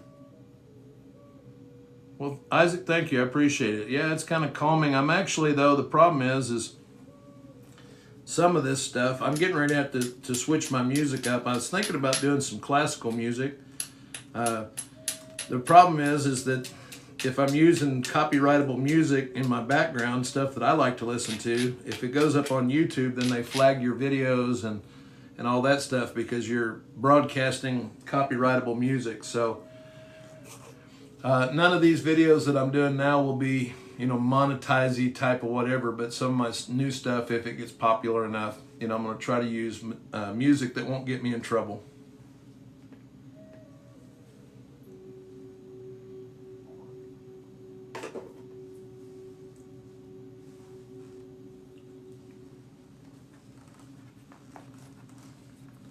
Still trying to get used to the way this extra padding on this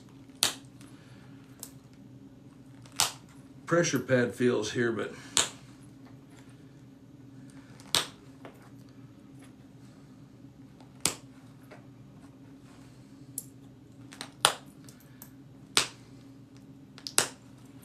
Now this series of flakes, after when I turn this edge,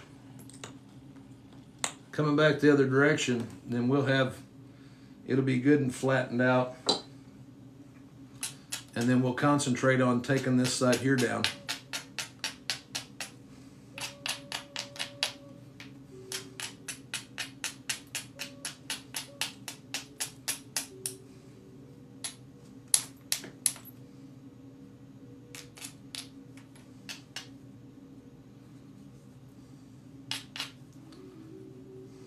All right. Yeah, that's what I want, is some kazoo music.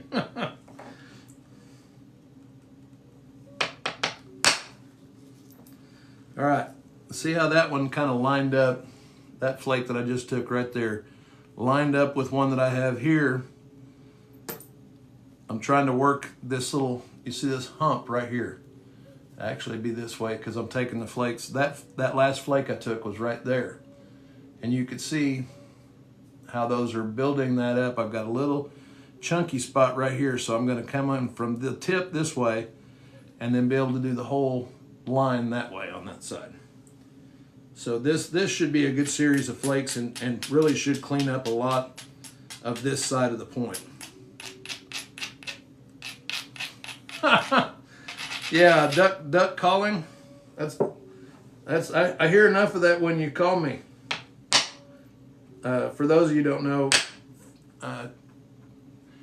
K.E. Fitz there and I have been friends for. He started watching me flint knap before I knew. I mean, I was making piles of really sharp gravel. Jimmy, it's pretty sharp. I mean, it's, you know, it's sharp as any chert or stuff like that. It's just it's got a kind of a soft texture to it. It's weird. I like the material. I think it's, you know, it's beautiful stuff. And even though this piece here started off as a problem child, it's actually starting to work in pretty nice now. I knew I wasn't going to get a very big point out of it to start with because of the contours that it had, but I know one viewer in particular is liking watching this. Fitz, he likes this material. He's mentioned interest there of seeing one of these in person at his house. So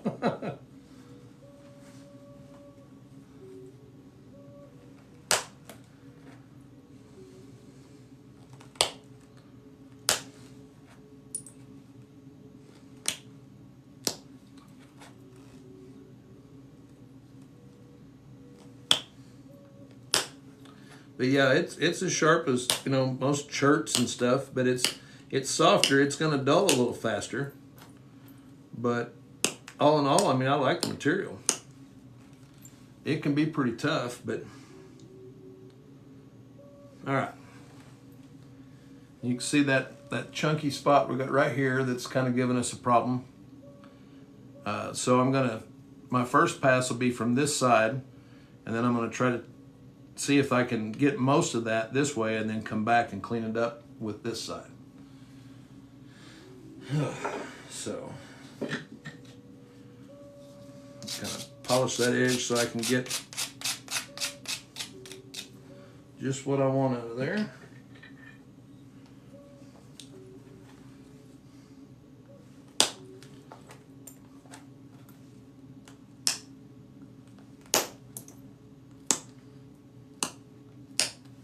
All right, now those first two flakes, you can see how I isolated that spot right there. So that's the next flake that I'm taking. By taking those flakes right in front of it, I isolated it and gave it a ridge for that next flake to run. See, that one ran right to here.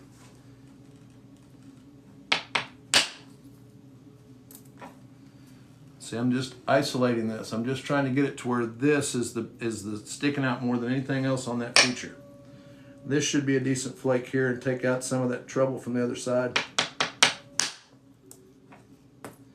No, but it isolated the ridge a little bit more.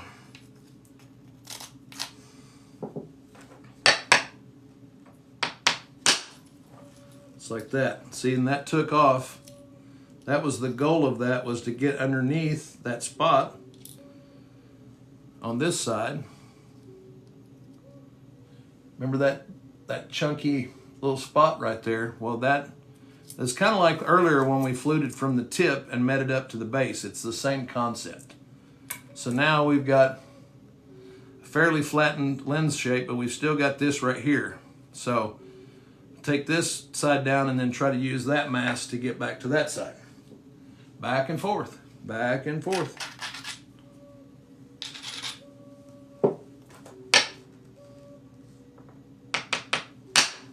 Oh, don't hit it too hard, Aaron.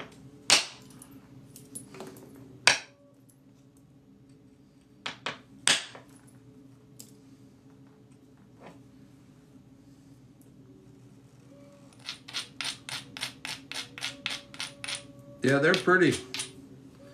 They are very pretty. I like the texture of the rock and everything, you know.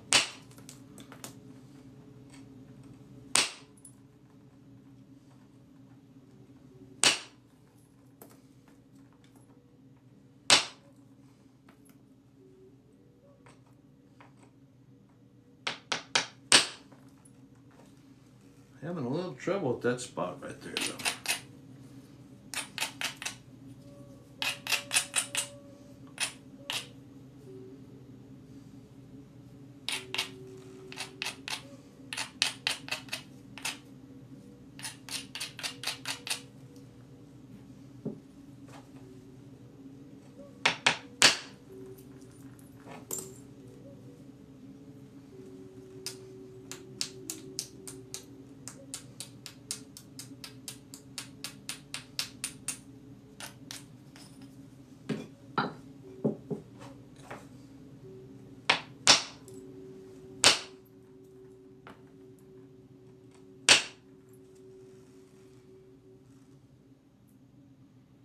Sometimes it does, Headley. It actually will. That's a great question. Sometimes you'll actually get it to where it does have a grain to it. There are other rock style or rock types like that. Novaculite is pretty bad for having. What did I do with that rock? Is bad for having a grain to it. If you get against the grain, it really does fight you. That could be something like this. I don't think so. I may just not be on my game enough to know what's going on, but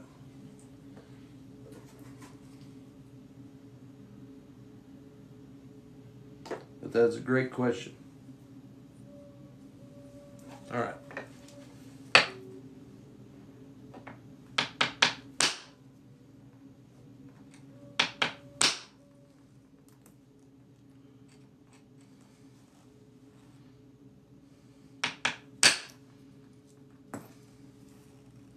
Boy, I did not like that flake. I think I need to dress the tool up. It's not really caring for the flakes that I'm getting from it, but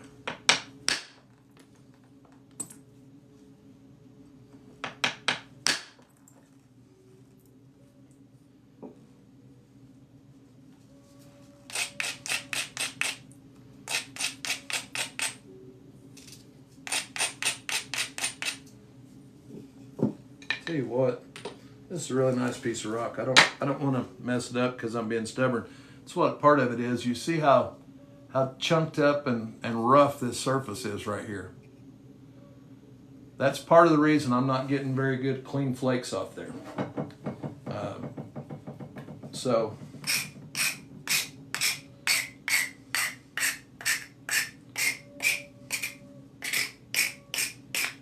this may be an opportunity for me to try out one of my new punches. I've got some new material coming for some punches. I ordered some stuff to see if I can make a new set of these horizontal punches out of it. So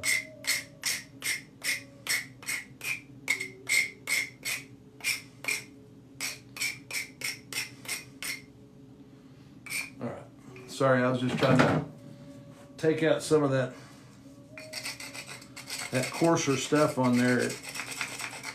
when you do that, you're making contact with the platform in more than one spot, and you're going to get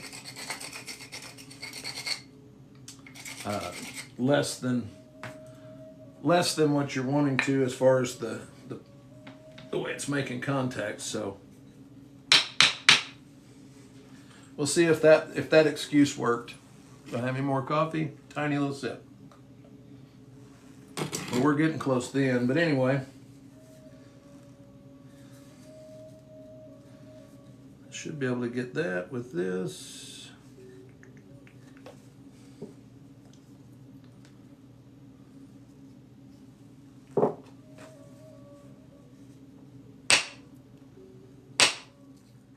Oh yeah, much better flake.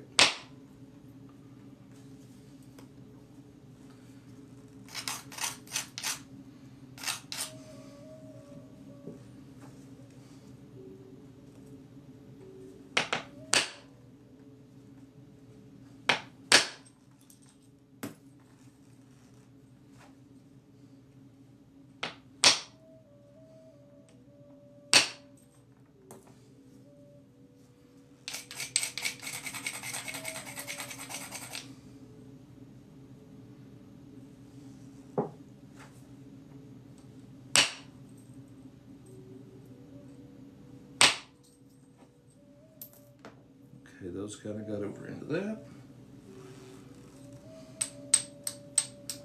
So we've been fighting that little low spot this entire piece.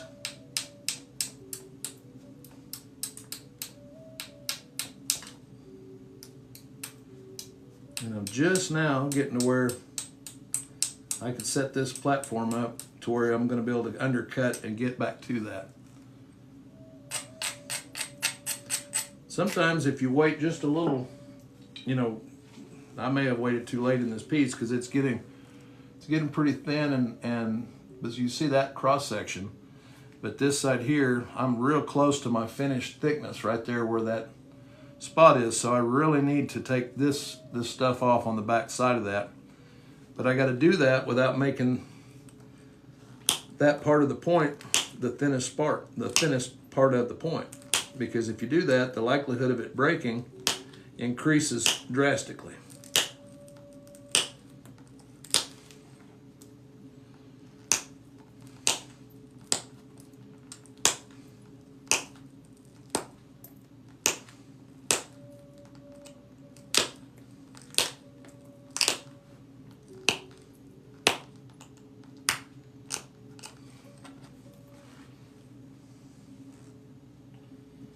Okay.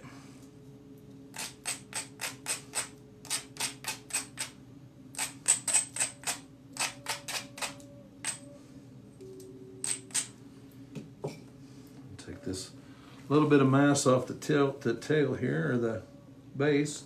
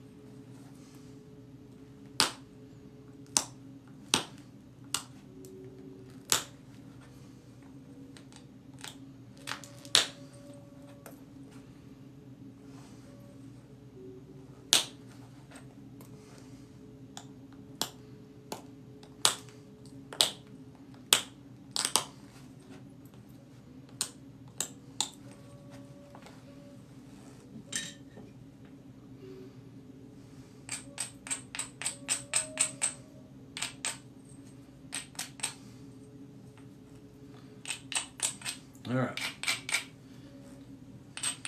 Start this off with pressure up here towards the tip, and I'm going to try to work my way back so I can isolate this area right behind that thin spot. And then, if it's going to break, that's when it's going to break, when I go to try to take that mass off the back side of it. So we'll see what happens.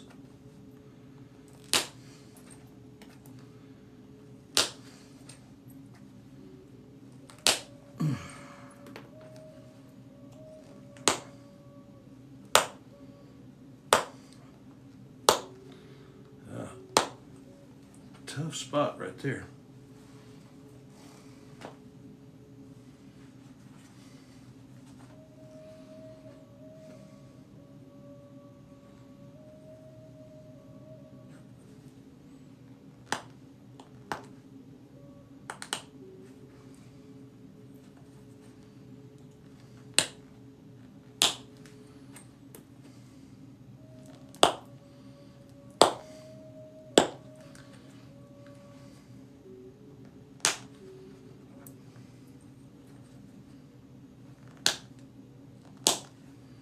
All right, I'm gonna come in from the base a little bit.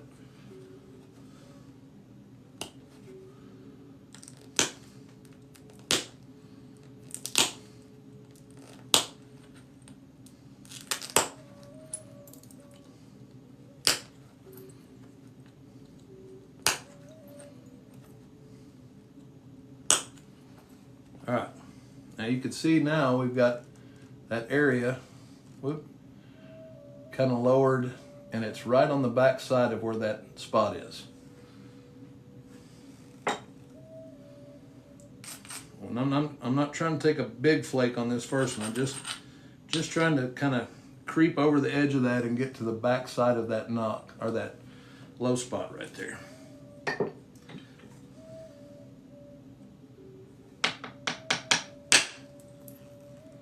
See, that just went over the top edge of it.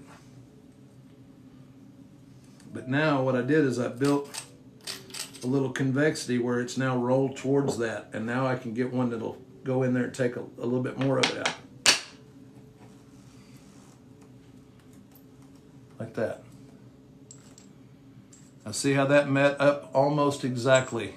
There's a little bit of cleanup to do from this side, but it really did take a lot of that mass out.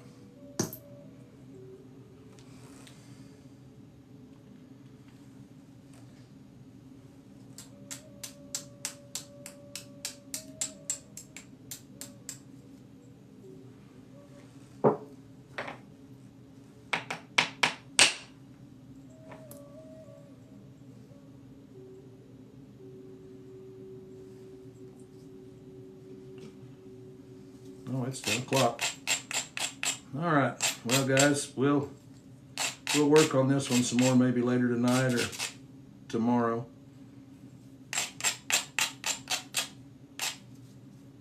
If I don't mess it up after I get off live like I did the other one. But always trying to learn. So let me take one more little series of flakes here.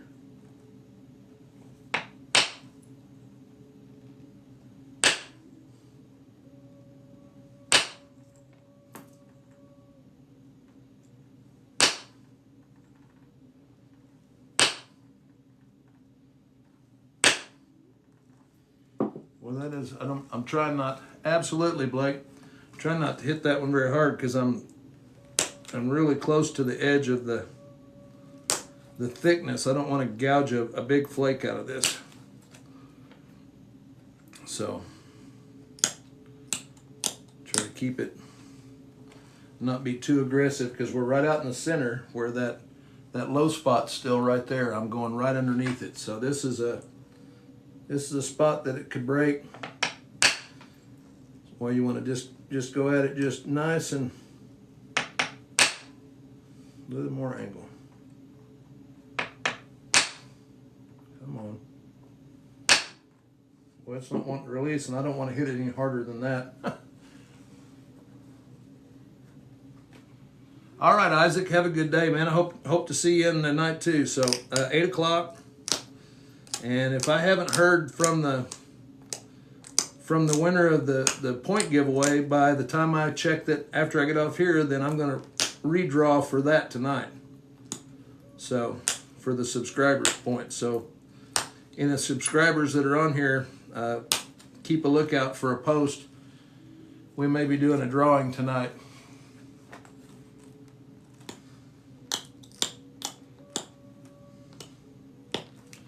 All right, let's get this one more little flake, and then we're going to call it a morning.